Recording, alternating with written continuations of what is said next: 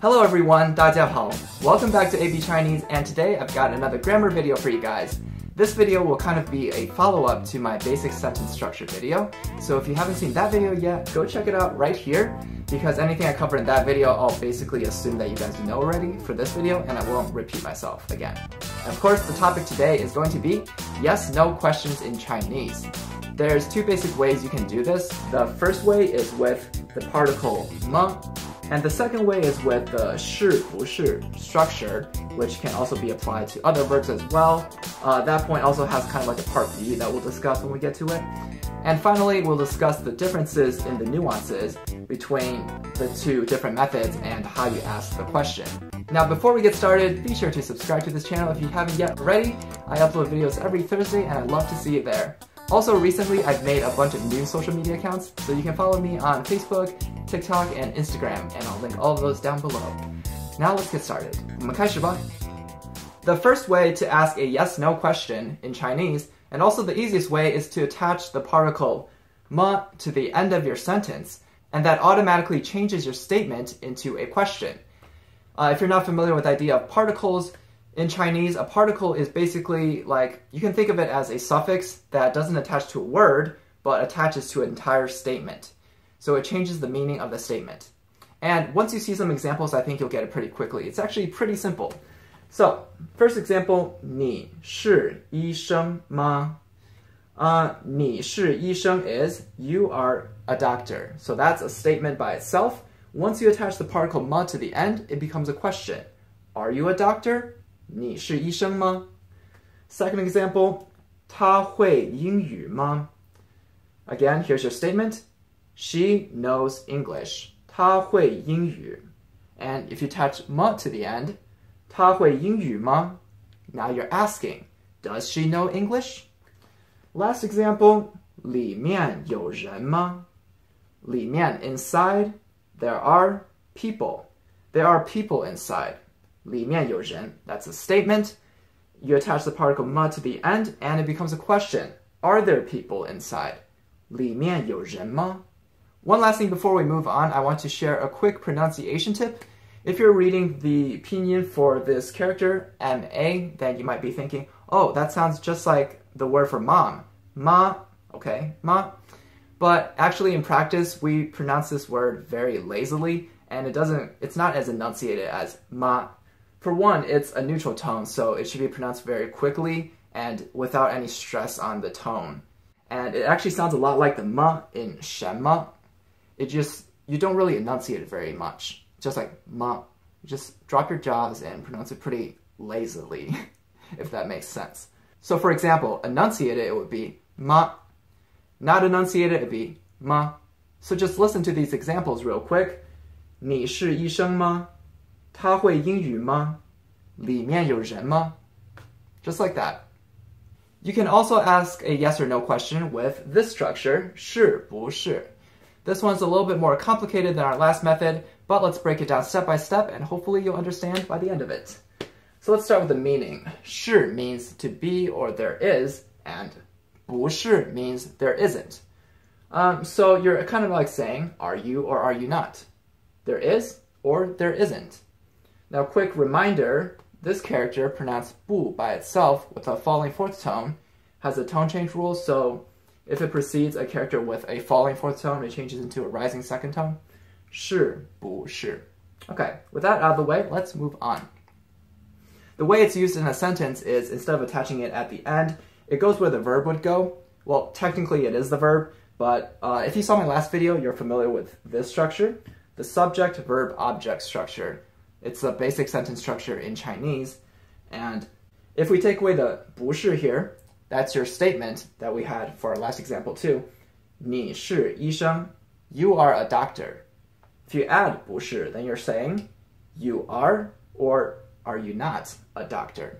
Are you a doctor? Now, although when we talk about the nuance of this statement versus the last one, it does sound a little bit more like are you or are you not? But don't think of it as the English are you or are you not. In real life, it's a lot more fluid and not as what's the word I'm looking for? And not as messy as that might sound. If you want to ask someone, are you a doctor? You can say this too. Now earlier I was talking about this structure and its variations, and that's because you can apply it to a lot of other verbs as well. Actually, technically, I think you can apply it to any verbs, although with most verbs it can sound a little weird. It's most commonly used with your common auxiliary verbs like these, for example. 会不会? 会 means to know or will, so do you or do you not know, or will you or will you not, blah blah blah. 要不要? This one means will or want. Will you or will you not, or do you or do you not want, blah blah blah. And finally, 有没有? Now that means to have, and don't forget, with have, your negator changes to 没, not 不, 没, 有没有. Have you or have you not, blah blah blah. Again, I covered some of this in my last video discussing the 不 and the 没, so if you're confused, go watch that video. Let's quickly go over the other two example sentences too, because I didn't have space in the last whiteboard. So, 她会不会英语? So remember, this is our statement. She knows English. 她会英语. 她会不会英语 then is, does she know English? The statement here, 里面有人. There are people inside. 里面有没有人? Are there people inside? I also mentioned before that using this structure doesn't sound as messy as saying are you or are you not in English, where you're like really stressing, are you or are you not? And you almost sound angry. But what if you do want to stress that? Like you're demanding to know something. Then here's your bonus word that I'm going to share with you. 到底. 到底 literally means to the end. So you're like saying when it's all said and done, when we get to the end. So you can attach this word before your 会不会 or 有没有. So right here, 她到底会不会英语? You're like saying, when it's all said and done, does she know or does she not know? 里面到底有没有人? Are there people inside or are there not people inside? If you want to stress that, you can add 到底. So now let's talk about which structure to use in which situations. And to understand that, let's just kind of go over the differences between 么 and 是不是. When you're talking about 么, it's a lot more open-ended. It's passive, you're searching for truth, and you're just kind of inquiring. Whereas 是不是 is a lot more direct. It can come off as aggressive. Oh, I didn't spell aggressive right. You're verifying truths, or you have an agenda, you're trying to get to the bottom of things. We already kind of saw this with our bonus word that we just talked about. If you want to compare these to English, using the particle 么 is kind of just like saying a statement but changing the inflection of your voice to change it into a question. For example, you have a computer? Whereas 是不是 is actually changing the grammar so that it is a question. Do you have a computer? Do you have a computer at home? Do you have this model of a computer? You know, it's a lot more direct. So now let's look at a few examples here. So the first example that I thought of that would be a great example to show these differences is in the question, let's say you want to ask someone, are you gay? Are you homosexual? Let's look at 么 first. 你是同性恋吗? Are you gay? Using this sentence or this question, it's a lot more open-ended. You're like, maybe you're suspicious of someone and you just want like, oh, are you gay? It's a lot more passive. You're searching for truths and inquiring. So all of these basically apply. Now, if you use this structure to ask that question, then you would say, 你是不是同性恋? It's definitely a lot more direct. This is a statement a question that you would use if you're like very sure of yourselves, like, I know he's gay or she's gay, and you're just trying to verify the truths. 你是不是同性恋? It can come off as aggressive, especially depending on the tone of voice that you use. If you're talking to a stranger, I definitely wouldn't use this structure to ask someone a sensitive question like that. If you already know someone pretty well, and you're pretty sure of yourself, then maybe go ahead and you can use that. It doesn't matter. And yeah, you're also using that to get to the bottom of things. For our second example, let's say you want to ask the question, do you want to go to America? The situation is, let's say you and your girlfriend or your boyfriend are looking for a place to vacation. So you're just kind of rattling off different places. Oh, do you want to go to France? Do you want to go to Israel? Do you want to go to Egypt? Oh, do you want to go to America? Then you would use 么. The question would be, 你想去美国吗? Do you want to go to America? 你想去美国吗?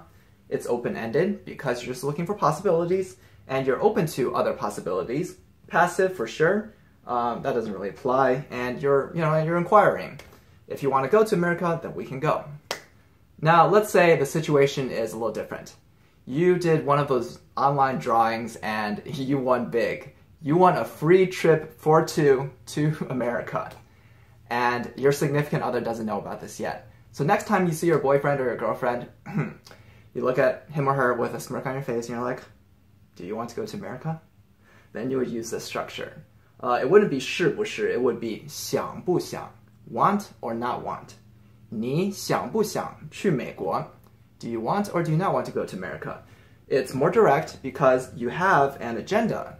You have those free tickets. If she doesn't want to go, if he doesn't want to go, then too bad because you don't have free tickets to anywhere else and you're just verifying a truth. If you want to go to America, then that's great because I have free tickets. Last example. Let's say that you are a parent and you have 2 sons and a daughter. One of the sons you like a lot. The other one, not so much. However, both of them get into a lot of fights and they all get into a lot of trouble. So one day when you come back from work, you come home to the kitchen and you find your favorite coffee mug shattered on the kitchen floor. You go find your sons and talk to them, and one of them is accusing the other one of breaking your coffee mug. Situation number 1. Let's say the son you don't like so much is accusing the son you like of breaking your coffee mug. Then you would use this question. You might say, 这杯子是你摔碎的吗? So again, like I said earlier, this would be the equivalent of asking, you broke the coffee mug? Where you just kind of change the inflection of your voice as opposed to actually asking the question. It's open-ended, you're definitely a lot more passive. You're holding some reservation because that's your favorite child, and you don't want to believe that he broke your favorite coffee mug. Yeah, you're searching for truths. Don't worry about that one. Now let's say the situation was flipped, and your favorite child is accusing the son you don't like so much of breaking your coffee mug. Now you're a lot more direct and a lot more aggressive and accusational than you would say, 这杯子是不是你摔碎的?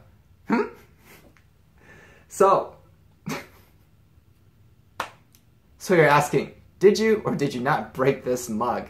You're very direct, you pretty much believe that he did it, so you're going to use that sentence structure. Alright guys, that is it for this video. Hopefully you enjoyed it, and hopefully you learned something new.